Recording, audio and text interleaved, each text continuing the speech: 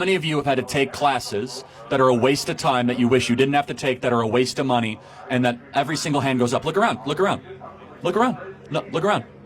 They're scamming every kid in this audience. They are forcing them to take classes that make them poorer, that take up their time in order to get the credential. That is an institutional scam.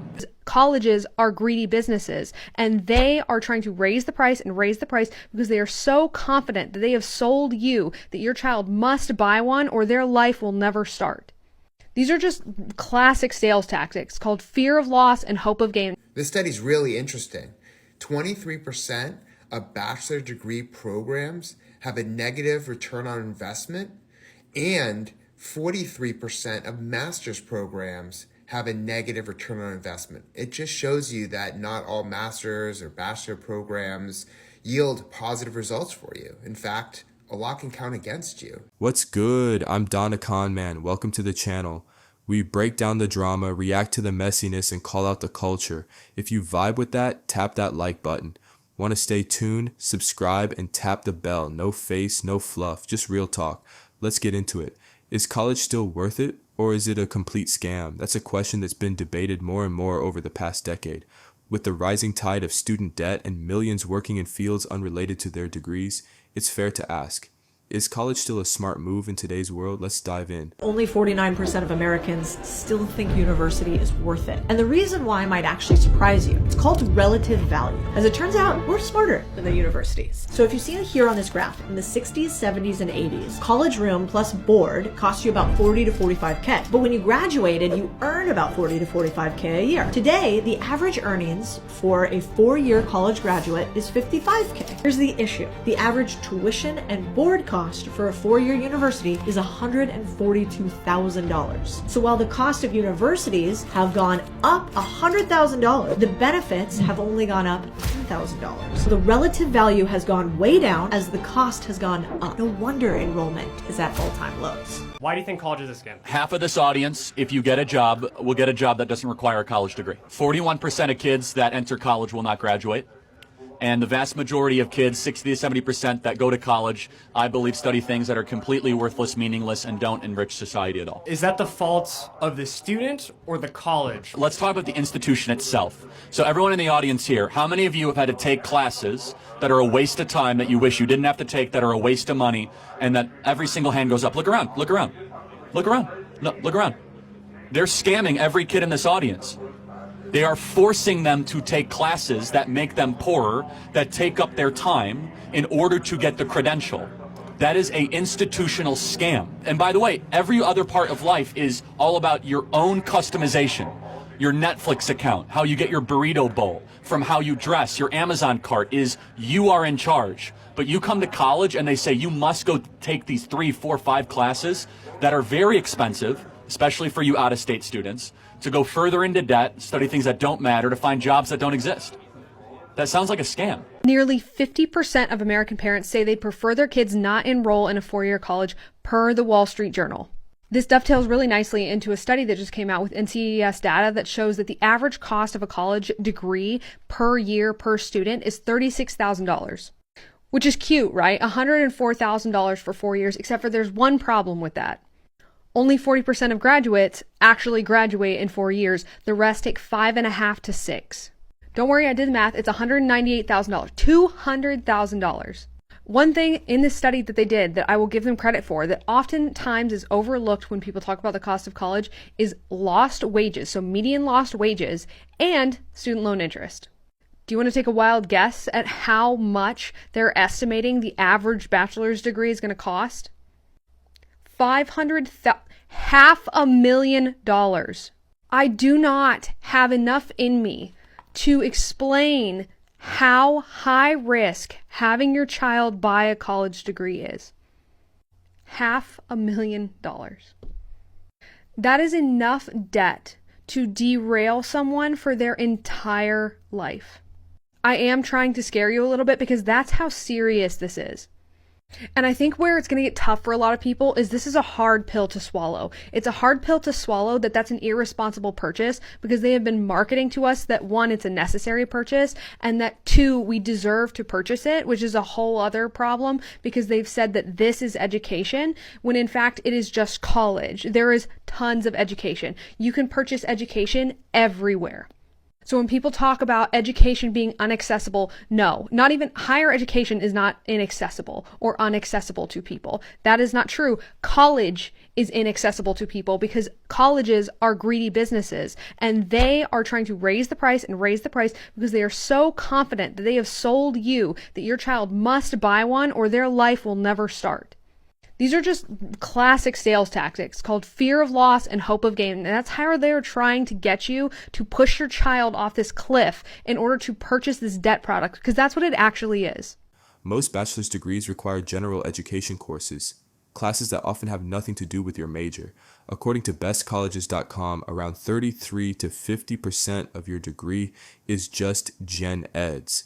That's a whole year's worth of courses and tuition before you even touch your actual field of study.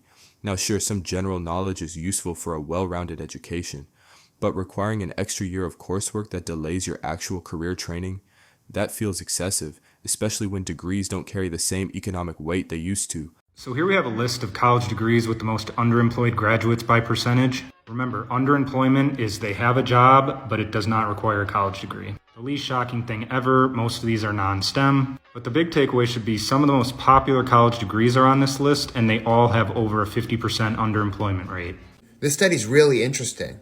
23% of bachelor degree programs have a negative return on investment, and 43% of master's programs have a negative return on investment. It just shows you that not all master's or bachelor programs yield positive results for you. In fact, a lot can count against you if you don't choose the right one or go to the right school or enroll in the right program.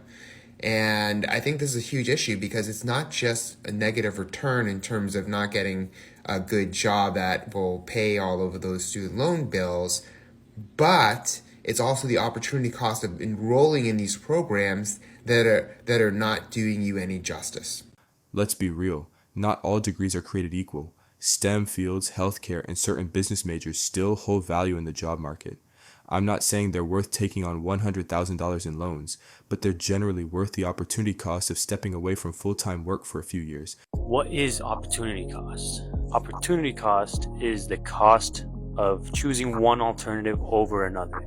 For example, when you're going to college, the alternative choice is maybe having a full-time job instead. Your opportunity cost would be all the money you could have made in that full-time job if you weren't going to college.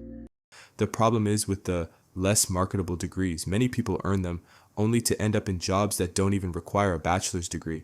You missed out on 4 years of income, experience, and networking, only to wind up at square one, or worse, overqualified and in debt. If college is supposed to prepare you for the real world, why are so many graduates underemployed? It's a fair question because that's exactly what we're sold, right? Go to college, get educated, walk straight into a good career. But in reality, a huge number of college graduates end up underemployed, working jobs that don't even require a degree. According to the Federal Reserve Bank of New York, about 41% of recent college grads are underemployed. And get this, then even 10 years after graduation, about 1/3 of grads are still underemployed. So why does this happen? First, mismatch between what's taught and what's needed. Colleges teach theory. Employers want skills. You might graduate knowing how to write a 20-page paper on business theory, but not know how to manage a project, run Excel, or close a sale. Second, degrees don't guarantee experience. Most companies care more about real-world experience than a diploma, and a lot of grads come out with no internships, no serious projects, and no professional references, just a piece of paper. Third, saturation of degree holders. A bachelor's degree today, it's basically the new high school diploma. The sad truth is your college degree is no longer as helpful as it used to be in getting you a job. My name is JT O'Donnell. I left the staffing and recruiting industry to become an advocate for you, the worker. Why? Because ultimately HR and recruiting and your boss work for the employer. So I'm here for you. Now, years and years ago, when people started getting college degrees, it was a leg up. It was a differentiator. And so companies started using it as a way to get what they perceived as more educated talent. But fast forward the last 20, 30 years, and everyone is getting a college degree. I mean, just looking at America, the explosion of colleges of all levels, community colleges, right? There are just so many colleges where anybody can get a degree, online degrees, etc. Now everyone has it. So it's about as common as people getting a high school diploma. And on top of that, there's been a real push and a real movement against the bias and the discrimination of only hiring people that have degrees, like from a privilege standpoint. So what we've seen, especially in the last year or two, companies are just taking that off their job descriptions. They are no longer requiring that degree and instead are looking for the work experience. So unfortunately, for people who've been thinking, well, if one degree is good, two is better, three is even better, that's not the case. And I end up coaching a lot of people who have gotten a lot of degrees and may never see the return on the investment. Without something extra, without experience, certifications, a portfolio, you're just another face in the crowd. Fourth, outdated industries and shifting markets. Entire industries have changed faster than colleges have kept up. Tech, AI, remote work, these fields exploded. But many college programs are still stuck teaching stuff that's 10 years old. So grads are trained for yesterday's jobs, not today's. And fifth, weak or non-existent career services. Let's be honest, most college career centers are garbage. Old advice, weak employer connections, no real support. It's basically, here's your degree, good luck. So what's the reality? A lot of people spend 4 years acquiring tens of thousands of dollars, only to compete for the same entry-level jobs they could have gotten out of high school, except now they've got student debt strapped to their back. Meanwhile, employers are asking, what have you done? What can you actually do? And a lot of new grads are stuck saying, I went to school, but today, that's just not enough anymore. Now, what are your alternatives? Trade schools get brought up a lot, and we'll talk more about that in a second, but they're not your only option. If you think that sending your kid to college is going to help them make money in life, you're smoking crack. I cannot be dramatic enough about how it's the opposite of helping most of them. It's not a ladder out of poverty. It's a pit. And especially if you are taking out loans and you're making them take out loans, they are almost certainly never going to climb out of it. But for now, I'm going to give you the 5 things to do with your kid other than send them to college. 1, help them get a job. Literally any job. Literally any job. Number 2, on-the-job training or apprenticeship. The key here is that you want somebody to pay your child to learn and get experience. If your child spends 4 years in on-the-job training or apprenticeship, they're going to come out with 4 years of money and 4 years of experience. And all of their peers who are graduating college are going to come out with nothing but debt. And they're going to have to start at the exact same place as your kid. Number 3, earn a license or certification. This could be a technical certification or literally anything as dramatic as a pilot's license. Because you're going to pay about the same amount of money, and guess what? There's a lot more job security in that.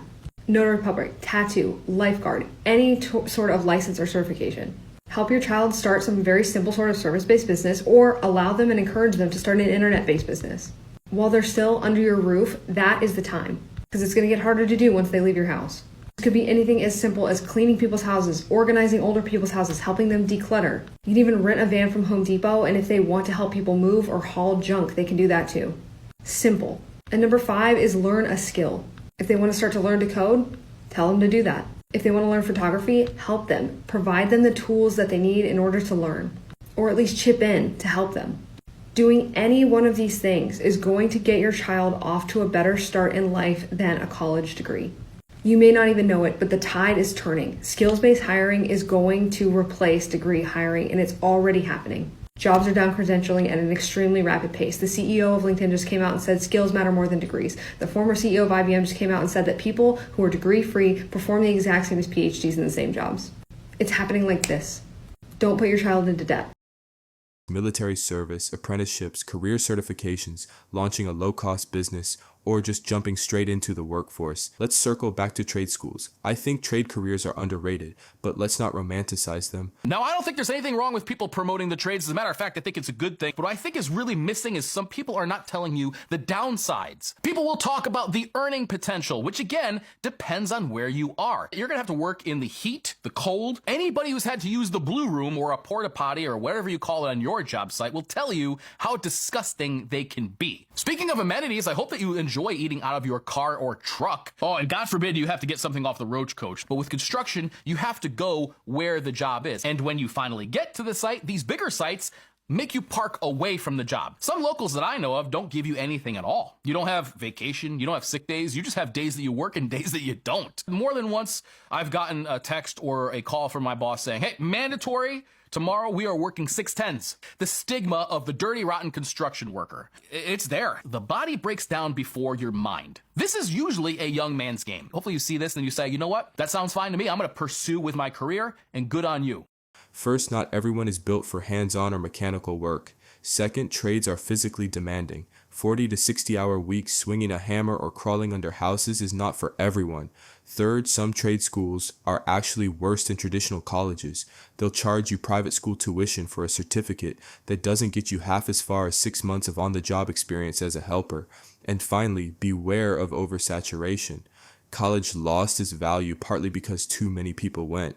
If everyone rushes into the trades now, the same thing could happen there. We'll talk more about trades in a future video, but for now, let's wrap this up. Is college worth it? Maybe. If your goal requires a degree, doctor, nurse, engineer, accountant, teacher, then yes, it's absolutely worth it. But only if you don't drown yourself in debt to get there. For careers where portfolios, experience, and skills speak louder than a diploma, a degree might not be worth the time or the money. There are smarter, lower risk ways to earn that degree, especially if you're willing to be strategic about it. So, is college worth the time? Maybe. Is it worth the debt? Hell no. Come on, wait to the no, no, no. Come on, come on. Hell to the no, to the no, no, no. Come on. Hell no, no, to the no, no.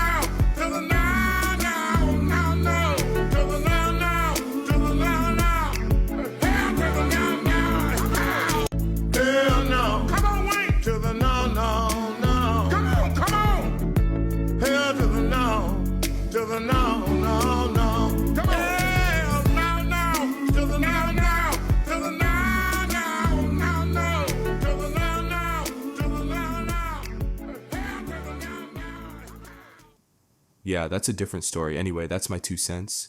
Drop your thoughts in the comments below. Do you agree? Are you still planning to go to college, considering another path entirely? Let me know. Don the Con Man out.